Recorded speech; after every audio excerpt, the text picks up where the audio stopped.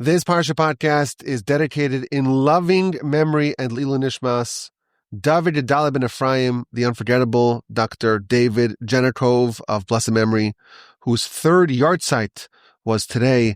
May his soul be elevated in heaven. It's a celebratory week in the Wolbe family and in the Torch family. Rabbi Aryeh Wolbe was blessed with a grandson this week. Our nephew Dovi and his wife Adina were blessed with a son. We want to wish a hearty mazel tov to Rabbi Aryeh and Zahava Wolbe, to Dovi and Adina Wolbe, to the entire extended family. May this young prince bring lots of joy and pride to his family, to his nation, and to his creator. It's Parshas Chayei, a delightful parsha as they all are, and our parsha has three major narratives. It starts off with the life and the passing of Sarah. At the age of 127, she passes. Abraham mourns her, he bewails her, he eulogizes her, he negotiates a burial site for her, the cave of Machpelah, the cave of the Patriarchs, the cave in which Adam and Eve were buried, Abraham and Sarah were buried, Isaac and Rebekah, Jacob and Leah, and of course, Esav's decapitated head. He buries her. That's the first part of the parsha. The second part of the parsha is a long description of Eliezer, Abraham's right-hand man and confidant, going to find a wife for Isaac. He travels to the east. He secures Rebekah as a spouse. He brings her back, and they marry. And the parsha ends with the epilogue, so to speak, of Abraham's life. He marries Keturah, which is another name for Hagar, and he bears 6 more sons with her. He sends the Keturhites away with gifts, and Abraham dies and is buried in the cave. And at the end of the parsha, Ishmael dies, and we read about the families of Ishmael. He has 12 sons, which a lot of the families of our book of Genesis, of our family, have 12 sons. At the end of Parshas Vayera, so last week's parsha, we read how Nahor, which is Abraham's brother, he has 12 sons. At the end of this week's parsha, Parshas Chayei, we read how Ishmael had 12 sons. At the end of Parshas Vayishlach, we read about Esav's 12 sons. And of course, much of our book is going to be oriented around the 12 sons of Jacob, the 12 tribes of Israel. This is a perfect parsha for year 10 of the Parsha Podcast to explore it backstage. So let's begin. The parsha begins with the life and the passing of Sarah. Vayu Chayei Sarah, the years of Sarah were 100 years and 20 years and 7 years. These are the years of the life of Sarah. She was 100, she was 20, she was 7, she was 127. Now Rashi tells us that this event happened in the direct aftermath of the binding of Isaac at the end of last week's parsha. When Isaac was bound up with the intention of being sacrificed, someone reported that to Sarah, and from the shock of the report, Isaac's being bound up for a sacrifice on Mount Moriah, she passed. And Abraham came to eulogize her and to bewail her. What is the content of Abraham's eulogy? What message did he share at the burial of Sarah? So the Midrash tells us, very interesting, that he shared the final verses of the book of Proverbs. The final 22 verses of Proverbs, of Mishlei. It's a very famous passage. It's the woman of valor, Eshes Chayil, a woman of valor. Miyim, so who could find such a woman? Her worth is more precious than pearls. Batach balev bala, the heart of her husband can rely upon him, can rely upon her. And the Midrash explains how each one of these wonderful verses applied to Sarah. She does good for him, never bad, all the days of her life. She looks for wool and flax. All these things are references to events in Sarah's life. Lo sira levesa mishalet. She has no fear for her house for snow. She's not worried about snow. Why? Because her whole house, lavush shanim, is dressed in crimson. What does this mean? So Midrash tells us, very interesting, that there's a type of purgatory called snow. We think of purgatory as fire. Well, there's another purgatory. It's snow. And she's not worried of this snowful purgatory. Why? Because her house is full of shanim, which means crimson, but also it's the same words as shnaim, which means two, and that's the Shabbos and the Milah, the circumcision. The Midrash tells us, Abraham is revealing here that these two mitzvos, the mitzvah of Shabbos and of circumcision, they are what spare members of this household from Gehenna.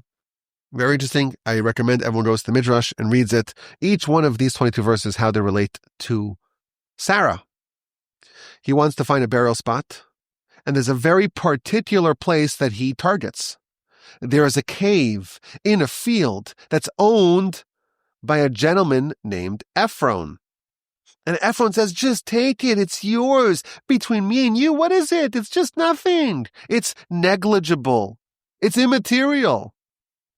And the Talmud tells us that Efraim, he is the paradigmatic example of a wicked person who over-promises and under-delivers. He says, between me and you, what is it? It's nothing. It's immaterial. It's unsubstantial. There's nothing to it. Take it. That's what he initially promises. Ultimately, he says, no, I want you to pay top dollar. 400 silver coins of the best variety, the coins that are accepted everywhere. Universal coins. Kruger rands. That's what I want. The best of the best. And Abraham, he's a righteous one. He under-promises and over-delivers. When did he under-promise? 3 travelers came to him. And he says, come, stop, and I'll give you a little bit of bread. Ve'ekcha pas lechem. Take a little bit of bread. And what does he do? That's the promise. The promise is a little bit of bread. What does he deliver? He runs and he hunts down and he gets the animals and he slaughters 3 animals, 3 tons with mustard.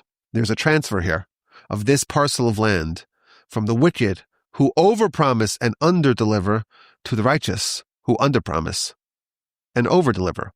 When all is said and done, there will be 8 people buried in this cave. Adam and Eve, they of course preceded Sarah and Abraham.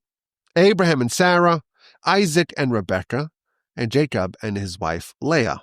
Plus Esav's decapitated head. We know the story. When they bring Jacob from Egypt, where he passed, to the cave of the Machpelah, they arrive there and Esav is there. And he says, there's only one more spot. There's one more spot there. And that spot's mine. You can't bury Jacob there. It's my spot. Jacob already used his spot when he buried his wife Leah there. And they responded, but don't you remember? You sold this spot, this final burial spot, to Jacob. Jacob made a big pile of all the gold and silver that he acquired out of the land of Israel and gave it to you in exchange for your burial spot in the cave. I don't remember such a transaction. I need some documentation. Oh no, we left the documentation in Egypt. So they sent Naphtali to hustle back to Egypt to go fetch that contract. Meanwhile, there's a young man whose name is Hushim, who's the son of Dan, who is a grandson of Jacob, who is deaf, and he doesn't get what's happening. And he communicates to someone, what's going on? Why are they not burying Jacob, my grandfather? And they point to that big bad man, that ruddy-faced uncle. Esav is not allowing it. What? That is totally unconscionable. He takes a sword. He slices off Esav's head. Esav's head rolls into the cave. And Jacob is indeed interred. So we have 8 people and 1 head in this cave. Now, why did Abraham covet this spot in particular? So the Midrash tells us that in last week's Parsha, when Abraham was chasing after that runaway calf, he was chasing and chasing and chasing until the calf went into a cave. He has to get this calf to go feed his travelers that came to visit him 3 days after his circumcision. He gets to the cave, and he sees inside there that Adam and Eve are buried there. Moreover, he smells the very special aroma of the Garden of Eden. It was such a spiritually holy place. The only way to perceive it was with the sense of smell. Adam and Eve were buried there for a particular reason. Midrash tells us that the cave of the Patriarchs is adjacent to the entrance to paradise. And Adam, of course, used to be a resident of paradise until he was booted. He was banished. He was evicted. And he very much wanted to go back. He wanted to re-enter into paradise, but he was not allowed. He found this cave, and the cave bore the distinct aroma of paradise. And he started digging until the heavenly voice said, "You must stop. You may dig no further."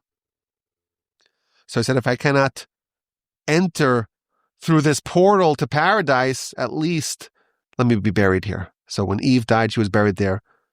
And when Adam died, he was buried there. And then many generations later, Abraham rediscovers this cave, buries Sarah there, and has himself be buried there as well. Now it is interesting that the Talmud tells us that there's someone who over promises and under delivers, and that's the original owner of the cave.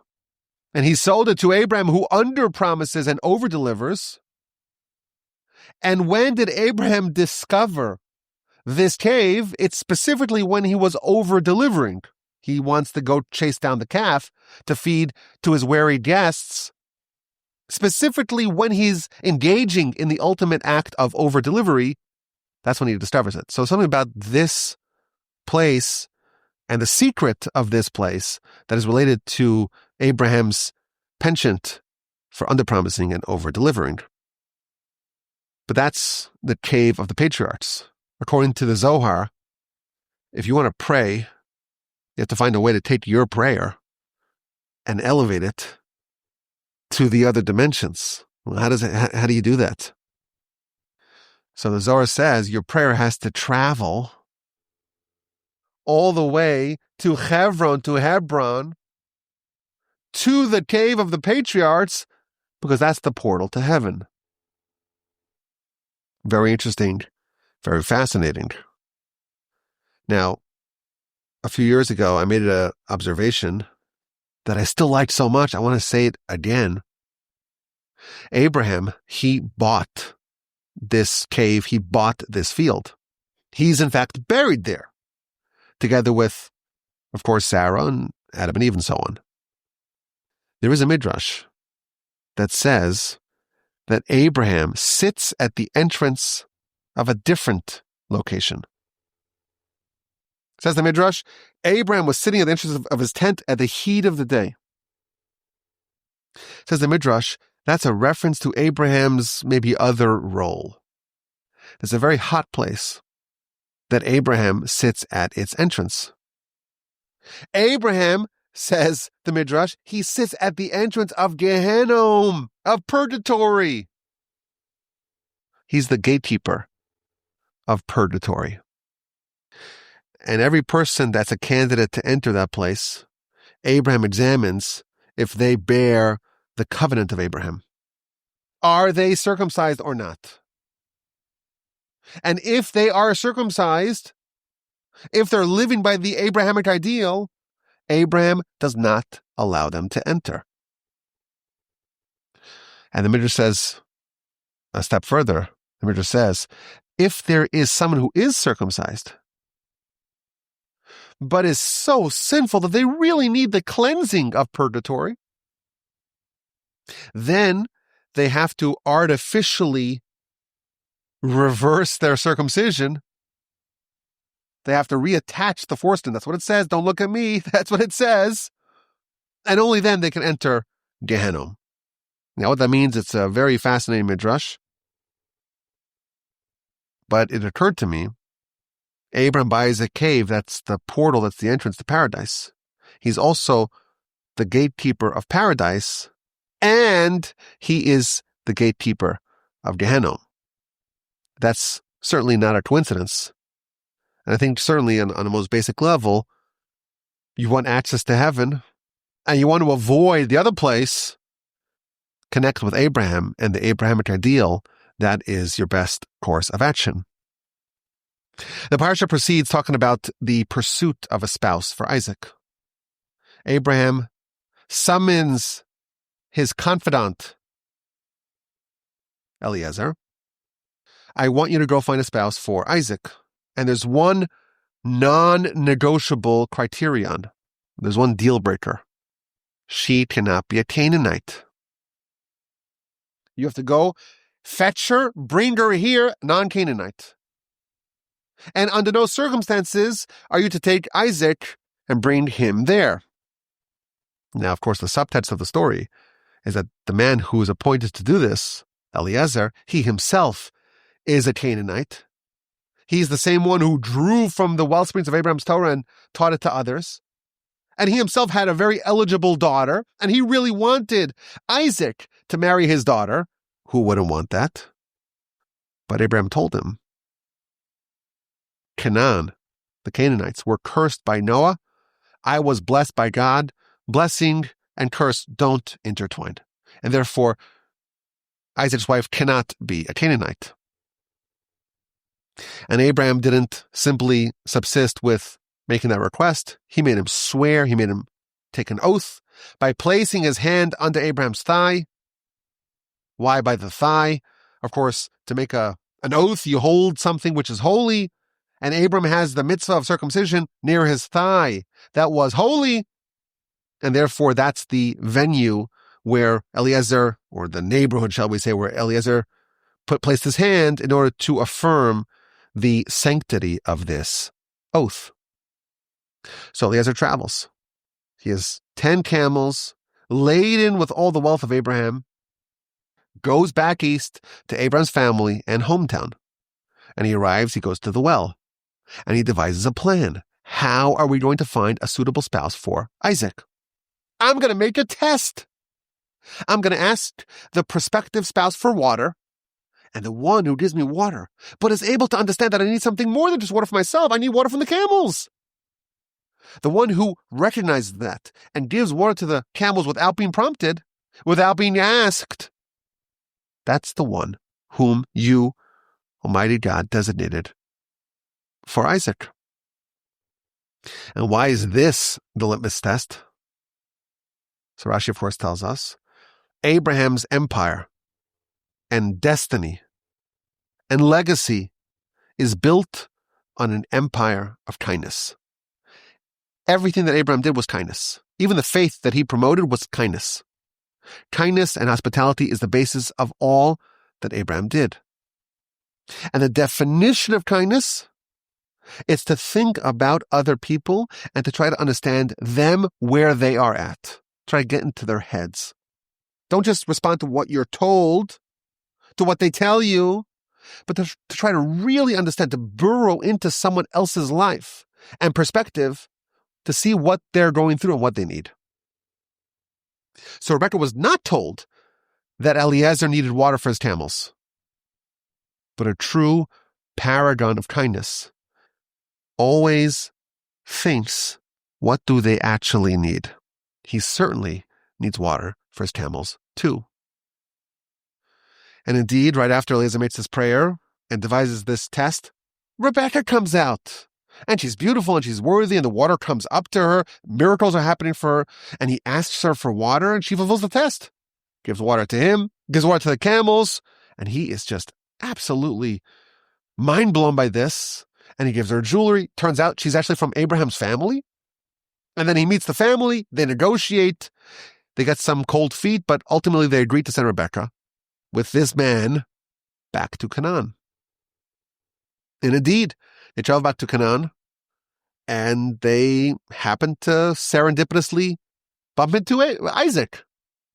Isaac he's praying, and he's heading in one direction, and who do they bump into? they rendezvous with the group coming back with Rebekah. And there's a very interesting description of the first interaction that Isaac and Rebekah had. She saw him, and she immediately covered herself with a scarf, and she fell or slid off the camel. Isaac was basically an angel. He had such an intense visage of holiness. She'd never seen anyone like that.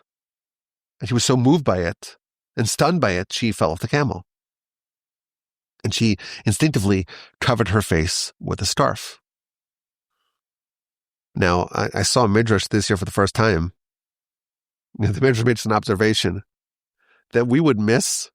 If we read the Torah 1,000 times, we'd miss it. Says the Midrash, it's like one line. 2 women wore scarves. Who's that? That's Rebekah and Tamar, Judah's daughter-in-law.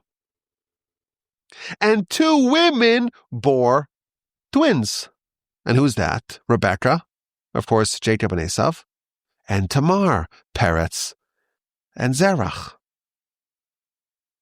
That's what the Midrash says. Bereshis Rabbah 60:15. It's not a coincidence. The 2 women that wore scarves, they bore twins. So if you want to have twins, wear scarves. Apparently, that's what the Midrash is telling us, right?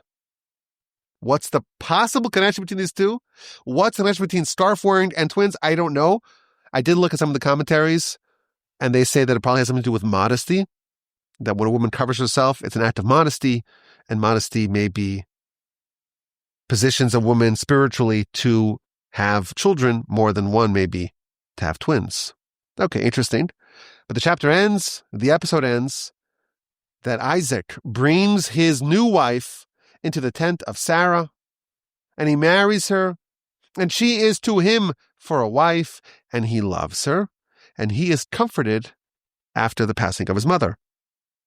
Now, what does this verse mean? So Rashi tells us that he brought her into Sarah's tent, and she became an example of a Sarah-like person. She's like Sarah's mother. Why? Because when Sarah was alive, there were miracles. There was a candle that was lit from one Friday, Shabbos Eve, to the next Friday, Shabbos Eve. And there was a special blessing found in the dough. And there was a spiritual cloud hovering over the tent. 3 ever-present miracles. Sarah passes, the miracles cease. And now Rebekah is brought into Sarah's tent. And when Rebekah entered Sarah's tent, the miracles resumed. And that's why Isaac was comforted. He has found a replacement. There is a spiritual beacon as bright as Sarah now once again in his life. Now, one of the questions I get maybe the most often about this Parsha: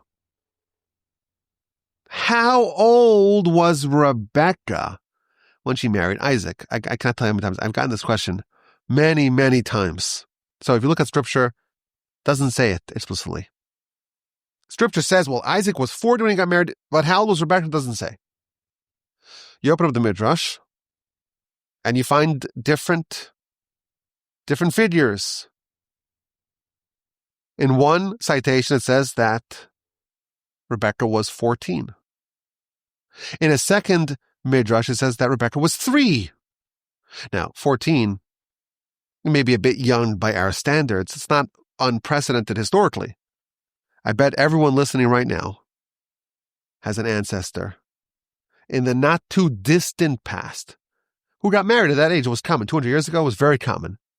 Teenagers got married all the time. But how do we understand the other opinion? Isaac married a 3-year-old? A child? It seems very strange. So the way I always answer this question is I don't know what it meant in the 3,500 years ago, and the Midrash tells us that she was 3 years old. But I know for sure that Scripture tells us that she was obviously old enough to be a shepherdess. She was clearly old enough, mature enough, capable enough to oversee sheep. And she's big enough and strong enough to take a pail and go to the well and extract copious amounts of water from the well. I don't know what it means that she was 3, but she obviously was not a tiny child. Again, her own family sent her on her own with a pail to the well. So obviously it's not what we think of as a toddler. I'm blessed by the Almighty to have a 3-year-old, very capable 3-year-old, but not that capable.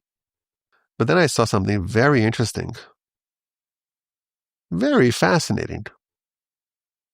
We read about the birth of Rebekah in the immediate aftermath of the binding of Isaac. At the very end of the binding of Isaac episode, you have the family of Nahor, and the fact he has a son named Bethuel, and he has a daughter named Rebekah. And our sages tells us that those are not coincidences. Indeed, when Isaac was offered as a sacrifice, the binding of Isaac, that's when Rebekah was born. But according to our sages, something happened to Isaac by the binding. You read the episode simply, and you say, well, we dodged the bullet, right? Abraham was told to go sacrifice Isaac, and at the last second, at the 90th minute, at the 11th hour, the angel said, oh, stop. Okay, it was just a test. But the sages, and certainly the Kabbalistic literature, they agreed that something very profound happened to Isaac. Now, if you read the story, Abraham travels with 2 lads. Rashi tells us that's Ishmael and Eliezer. So it's Abraham and Isaac and all the provisions for a sacrifice, and Ishmael and Eliezer travel for 3 days. He tells the other 2, wait over here with the donkey. We're going to go up and we're going to bow and we're going to come down. A flash of prophecy that actually Isaac will not be slaughtered. And this incredible event happened, the binding of Isaac, and at the last moment, the angel stops Abraham. And then it's over, right? Abram's given some blessings, and now I know that you truly fear God. Abram renames the mountain. Okay. And then Abraham goes back down. And Abraham alone goes back down. It's very clear in Scripture. Well, what happened to Isaac? It's not clear. Our sages tell us that there was a renaissance that happened to Isaac. According to one version, he had a female soul that departed him, and he was replaced with a new soul. According to another version, his soul departed, but then he got a new soul. There was some sort of renewal to Isaac during the binding. Rebekah, if she was 3 at their marriage, that means she was born right when the binding happens. Why? Because the binding happened when Isaac was 37 and he got married when he's 40, so that's 3 years later. So if you say that she was 3, it means that she was born at that same time. What the commentaries suggest is that when Isaac was offered as a sacrifice, so Sarah died, and Isaac on some level lost his soul, got a new one. What happened to Sarah's soul? Sarah's soul, just as Isaac's soul was replaced, was upgraded, was changed, Rebekah's soul was upgraded, was replaced, was changed. And it's quite likely that Sarah's soul that departed her entered Rebekah. Rebekah was already 11 years old at the time. She was already alive. And when she got married, she was 14. Young by our standards, but not by historical standards. But she was also 3 because her new soul, namely the soul of Sarah that entered her, was only within her for 3 years. And Isaac takes his new wife, brings her to Sarah's tent. You read the words of Rashi very carefully. He brings her to the tent. Well, there were miracles that happened with Sarah's miracles. What do you know? It happens with Rebekah too. V'harei he Sarah imo. Behold, she is Sarah, his mother. That's what Rashi says. We read that as, well, she's like Sarah. She's like such a righteous person. She's like Sarah. No. She actually bears the same soul of Sarah. The Midrash says, V'zarach Hashemesh uba Hashemesh. The sun sets, the sun rises. The sun sets here and it rises somewhere else. And it's the same sun. Sarah dies, Rebecca is born. And that's the same thing. That's the same sun. That's the same soul. I want to go back to the first verse of the Parsha and share a few ideas, and then one more idea from the middle of the Parsha, or more of a broad analysis of some of the personalities and families of Genesis. You read the first verse of the Parsha, it talks about the life of Sarah. Vayu Chayei Sarah, the life of Sarah was 100 years, and 20 years, and 7 years. It doesn't say 127 years, it says 100 years, and 20 years, and 7 years. Of course, that raises everyone's alarm bells. What's going on? What is the Torah telling us? You could have made this more concise. 127 years, I know what that means. 100 years, 20 years, 7 years, there's something to be learned over there. And then it ends off, Shnei Chayei Sarah. The years, these were the years of Sarah. So the whole thing's a bit apparently inartfully phrased. You could have said, Sarah lived 127 years. These are the years of Sarah, 127. No, the years of Sarah were 100 years, 20 years, 7 years. These were the years of Sarah. So all the commentaries are trying to figure out what's going on over here. So one idea from the Balaturim, the first word of the Parsha is Vayiyu. Gematria, Vav is 6, Yud is 10, He is 5, Yud, a second Yud is 10, plus a Vav. Well, what's that? It's exactly 37. Sarah's life was 37. She had a son when she was 90. She passed when she's 127. The essence of Sarah's life was only 37. Wow, that's one hint. She only had 37 years that she had Isaac, from the age of 90 to the age of 127. Okay, one idea. Another idea. The verse ends, Shnei Chayei Sarah, the years of the life of Sarah. That's the first verse of our Parsha. If you omit those words, you say simply, and these were the life of Sarah was 100 years, was 20 years, was 7 years, you know it's 127. The final 3 words of this verse could apparently be omitted. Why does the verse find it necessary to add these words? So Rashi tells us, when the verse recaps the life of Sarah, it means that there's some sort of equality in all the years of Sarah. Kulan shavin letova, they're all equally good. Sarah lived 127 years, and they were all equally good. Now, that's a pretty baffling statement if you consider Sarah's life.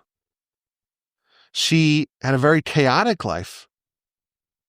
She's traveling with Abraham, and they leave Haran, and they go to Canaan with nothing, and there they encounter the worst famine in human history, and to go to Egypt, and she's abducted, and she's infertile for 70 years. And she had to give up exclusivity of her husband by encouraging Abram to marry Hagar. And she's abducted a second time by a second king, Avimelech. Her whole life was a series of tribulations. How can you say they were all equally good? So here's a powerful idea. When we think of a good life, someone says, oh, he lived a good life. What does that mean? They have a charmed existence, a good life.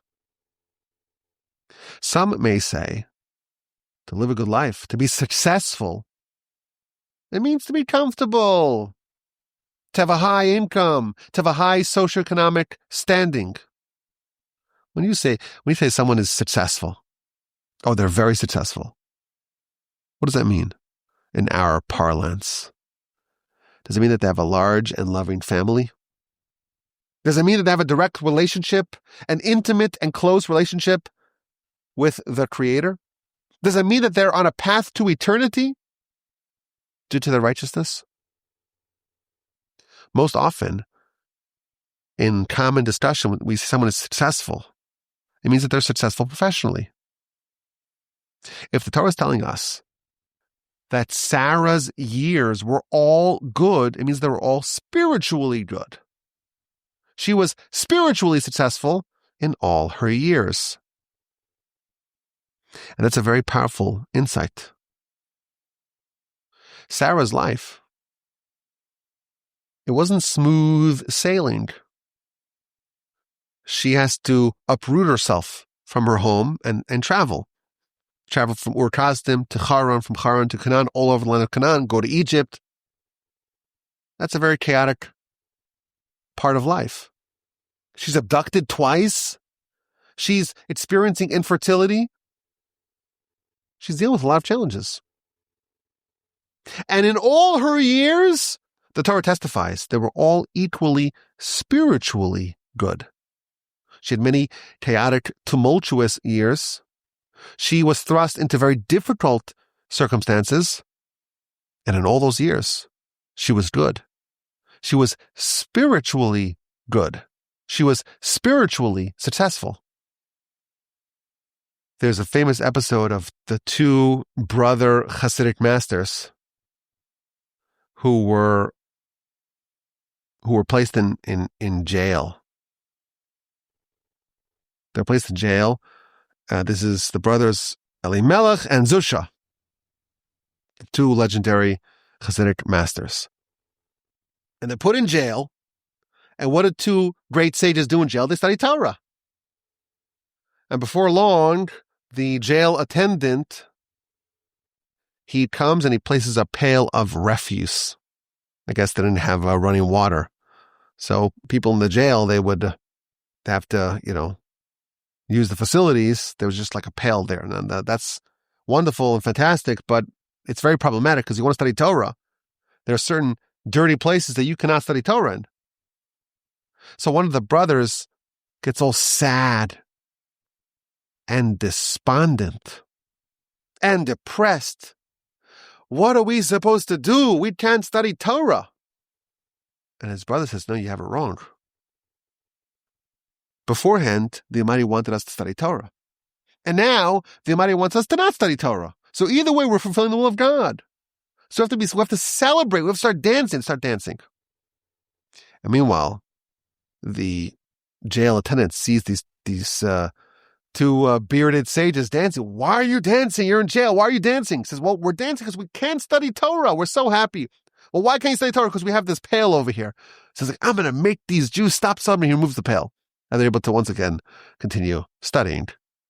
But the lesson is that in every situation, there's a way to live good spiritually. Sarah, there were certain times in her life where things were good. Abram was wealthy. They had this tent. They pitched the tent with the 4 doors, and they were able to welcome guests and feed guests and provide food and spiritual nourishment as well to the passerby, and fulfill their lifelong mission of spreading the name of God throughout the world. That's a positive spiritual environment where you can actively do what you think the Almighty wants you to do. Sometimes you're in a circumstance that's not ideal. You don't see the pathway to do what you think the Almighty wants you to do. It's not auspicious times. But in every situation, in every environment, in every circumstance, there's the right thing to do. And if you do the right thing, even in those non-ideal states, then those years could also be equally good. There's a way to make the right choices and to do what is incumbent upon you in every circumstance.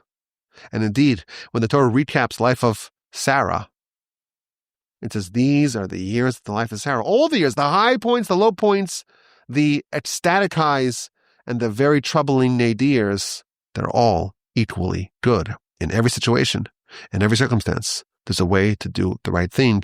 And Sarah, no matter what, she did the right thing. I want to share one final idea. This is a brand new idea. It's still a bit under construction. So let me know what you think about it. Rabbi.wolbe@gmail.com. When Eliezer, he asks Rebecca what her family, who her family is. So she introduces herself. Chapter 24, verse 25. Bas Besuel Anochi. I'm the daughter of Besuel or Bethuel, who is the son of Milcah, who gave birth to him to Nahor. Okay? So Rebecca's father is Bethuel, and grandparents, meaning Bethuel's parents, one of them is called Milcah, and one of them is called Nahor. Nahor is her grandfather, and Milcah is her grandmother. Okay. Now, this is part of a very large family, and she is actually related to Abraham and to Isaac. Because who's this Nahor gentleman? Who is the paternal grandfather of Rebecca? Nahor is actually Abraham's brother. So she is Abraham's great niece. She's Isaac's first cousin once removed. She's part of this family. Now, this morning, I was teaching in the girls' high school. Actually, I made a family tree because there's a lot of different parts of this family. So, of course, you have Terach. Terach is Abraham's father. Well, if Abraham's brother is Nahor, that means that Nahor's father is also Terach. And there was a third brother whose name was Haran. So Terach has three sons: Avraham, Abraham, Haran, and Nahor.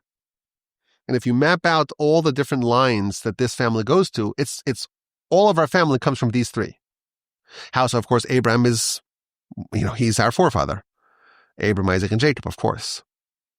But Abraham's wife is Sarah. Who's Sarah? Sarah is the daughter of Haran. So Abraham married his niece. Now Haran, he's the brother of Abraham, and in this crazy way, he's also the father-in-law of Abraham. Right? Because Abraham married his daughter. Haran's daughter is Sarah, Abraham's wife. Haran has a son named Lot. We know about Lot. We read a lot about him. Haran has a second daughter, and that's Milcah, the grandmother of Rebecca. This is much easier if you map it out. So Terach, three sons. Haran has two daughters that marry his two brothers. Abraham marries Sarah, and Nahor marries Milcah. And Nahor and Milcah have a son named Besuel, along with many other sons, but Besuel is the one that we are focusing on. And he has a son named Laban, of course. And Laban has four daughters who marry Jacob. I know this is riveting radio. So it's riveting radio, all the family genealogy. I know it is. It's great. I mapped it all on the board. And they're like, what? Lot and Sarah were siblings? And then someone said, can't you find other people to marry? Everyone's marrying within the same family. What's happening over here? But this is a picture of the origins of the pedigree of the Jewish people. You have three sons of Terach. One of them is Abraham. Abraham's wife comes from the second one, and Isaac's wife comes from the third one. Isaac's wife and Jacob's wives. So Abraham comes from one line of this family, and then Sarah comes from the second line, Sarah and Lot. And then Rebecca and Jacob's four wives, Rachel, Leah, Rachel, Leah, and Bilhah and Zilpah, they come from that third line, from Nahor. Now, it's very interesting to me that at the end of Parshas Noach, this is when we're introduced to Abraham. So the verse tells us that Terach had three sons, and Haran, the one son who's the father-in-law of his two brothers, the father of Sarah and the father of Lot and the father of Milcah, He died in his father's lifetime. And we know the story. He died in very dramatic fashion. Why? Because Abraham, he was this discoverer and popularizer of monotheism. And that was totally unacceptable to the local rulers. And one of them, a man named Nimrod, he told Abraham, you could choose to have this belief in one God, but if you do that, I'm going to throw you into fire. Do you still choose this one God? And Abraham said yes. And they made a fiery furnace. And everyone was invited to watch. Abraham will be executed for his crime. And according to the Midrash, this furnace was so hot, they couldn't bring Abraham to throw him into the furnace, because anyone who would go and approach this furnace would themselves be incinerated. So they had to put Abraham on a catapult, on a slingshot, to shoot him from a distance into the fire. And Abraham is flung into the fire. And the angel says, let me go quickly and cool down the fire. God says, no. Abraham is one person standing up against the whole world. He is the one solitary person, a lone man in the entire world. And I'm one. God is one. It makes sense for the one God to save the one Abraham. So God comes and saves him. Meanwhile, when this is all happening, there is a man in the crowd, and his name is Haran. He's Abraham's brother, also weirdly his father-in-law. And Haran was kind of torn between Abraham and Nimrod. He was very sympathetic to Abraham's ideas and persuasive arguments and philosophy. On the other hand, we've been doing idolatry for a long time. So he says, you know what, let's wait and see what happens here. We'll make a decision later. Abraham's put onto the slingshot, catapulted into the fire. It's a miracle. He survives. So Haran gets up and says, I'm with Abraham. And they put him onto the slingshot, and they fling him into the fire, and he gets roasted, incinerated. And of course, the reason is because Abraham went with the intention of dying. So there's an act of martyrdom, of self-sacrifice. That can evoke a miracle. Haran went with the intention of surviving. There's no sacrifice. No sacrifice is no miracle. But we see that Haran here is kind of close to Abraham. He's inspired by Abraham, and he's willing to, at least on a lower level, follow Abraham's way. At the end of Parshas Noach, Terach begins a journey to Canaan. Terach is he's the father of everyone. He's the patriarch here of this family. And he begins to go to Canaan. Why does he go to Canaan? Terach himself was an idolater, but he too was influenced by Abraham. And he too is motivated to begin a journey to the Holy Land. He too wants to examine more of what Abraham is teaching. And who joins them in that journey?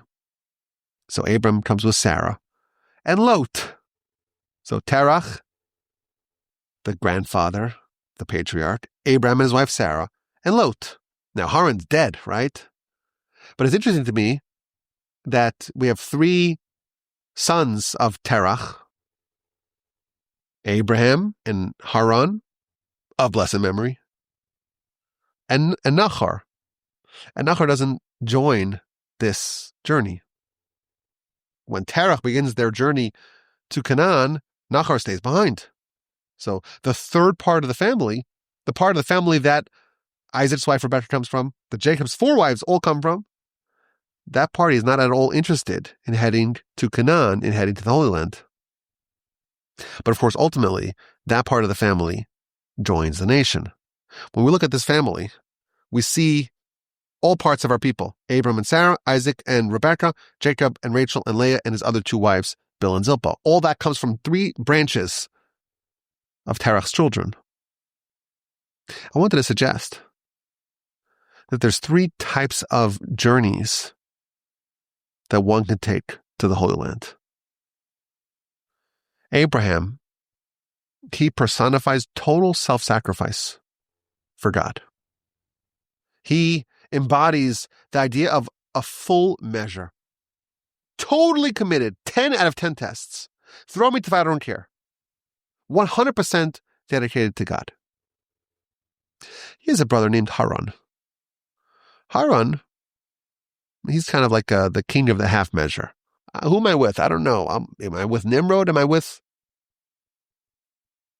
Abraham? So he's a little bit inspired, not fully inspired. Lot is Haran's son. And he's kind of like his dad, right? Because he joins Abraham. He goes to Canaan with Abraham. He goes to Egypt with Abraham, comes back to Canaan with Abraham. Ultimately, those paths diverge. He's not willing to stick with Abraham to the very end. He's a little bit like his dad in that he's a little bit with Abraham, not fully with Abraham. Half measures. Sarah, it's very interesting. In one place in the Torah, Sarah is not called Sarah, she's called Yisra. When is she called Yisra? It's precisely when she is attributed to her father Haran. And I wanted to suggest in the past that Sarah was not like Haran. Haran was with Abram a little bit. Sarah was 100% with Abram. They're 100% united. And therefore, when the Torah has to attribute her genealogically to Haran, it covers her identity. Don't think this is really Sarah. Sarah's not really with Haran. She's 100% with Abraham. And then there's Nahor. He's like the third part of this family. He's completely uninspired. Abraham is changing the whole world. Legions of followers, tens of thousands of followers. The souls that they made in Haran, and Nahor is just not moved. He doesn't jump into the fire, not originally with Abraham and not later on with Haran. He doesn't join Terach and Lot and Abraham and Sarah when they go to the land. He represents the kind of people that are not inspired at all. And everyone has to come to the Holy Land. Everyone has to ultimately join this family. So Abraham and Sarah, they're in 100%. And then we have this middle group. It's Haran. He's a bit vacillating between the different options. He's uncertain. He's willing to take a little bit, but he's not marked by full conviction. He's waffling. That's Lot. Lot, he's with Abraham. He sees Sodom and Amorah. He sees the glitz and the glamour and the sinfulness of Sodom. Like Dad, he's drawn to that. So what happens with Lot? He's inspired, not fully. He's a half measure. He's given a second chance. Haran, he doesn't quite make it, but his son, he joins Abraham. Okay. And then he drops off the train. But he's saved from Sodom. From Sodom. When Sodom is destroyed, he's saved.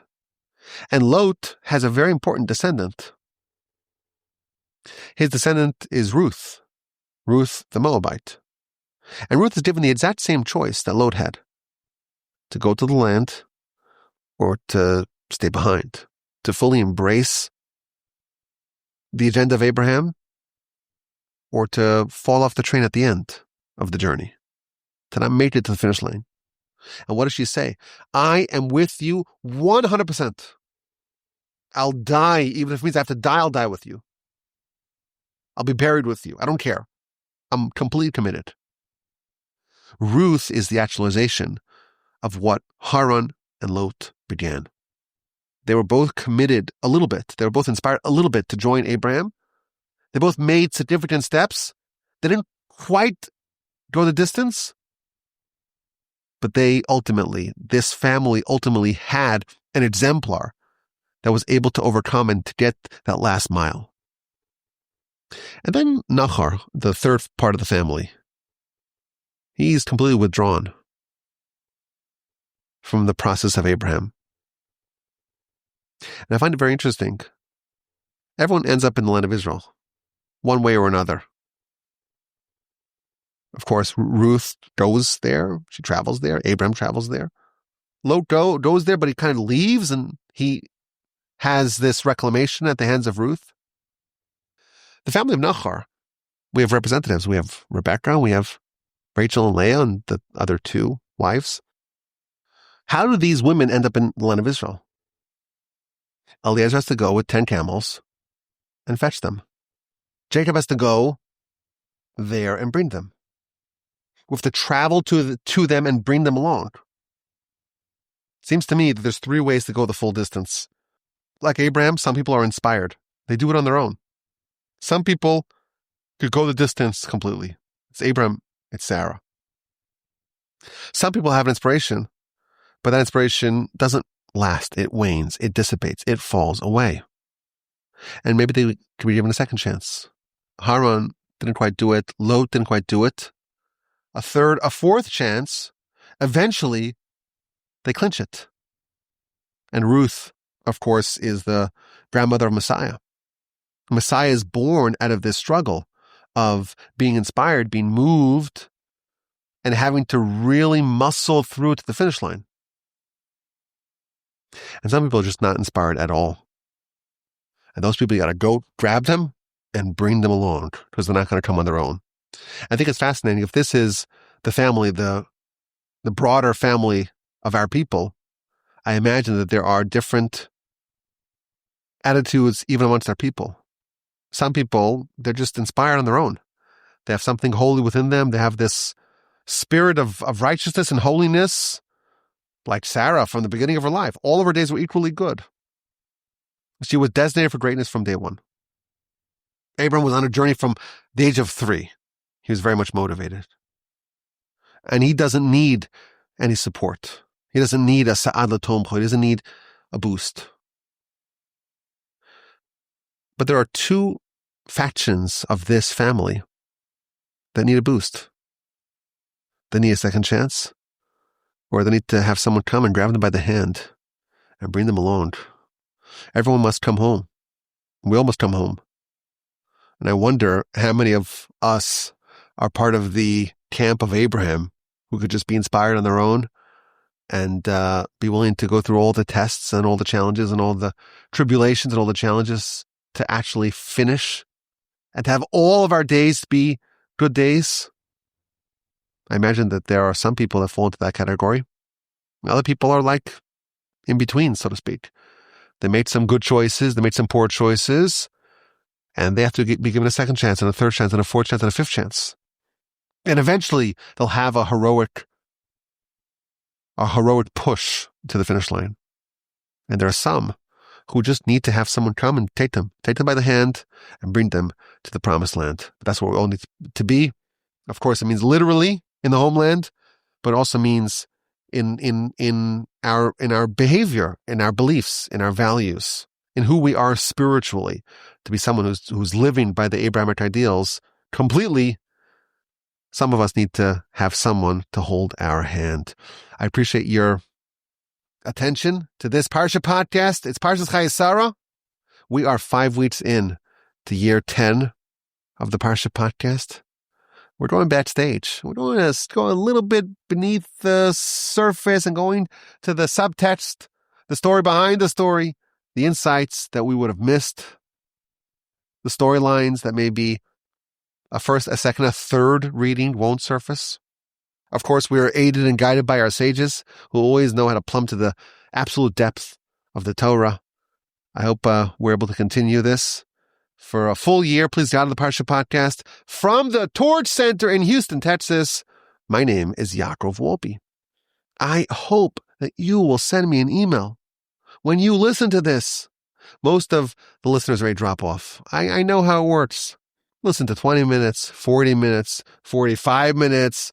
Once it's like past 50 minutes, I can say whatever I want. Like you could hide any secret. If you have a deep, dark secret you want to say and get off your chest and hope that no one will hear it, just say it at the end of the podcast because no one listens to it anyhow. But if you're listening now, send me an email. What do I need to do to elicit an email? rabbiwolbe@gmail.com. Have a wonderful day. Have a magnificent and special and splendid rest of your week. And please God, an uplifting and meaningful and powerful and productive Shabbos upcoming. And please God, with the help of the Almighty, we'll talk to you next week. Again, the email address is rabbiwolbe@gmail.com.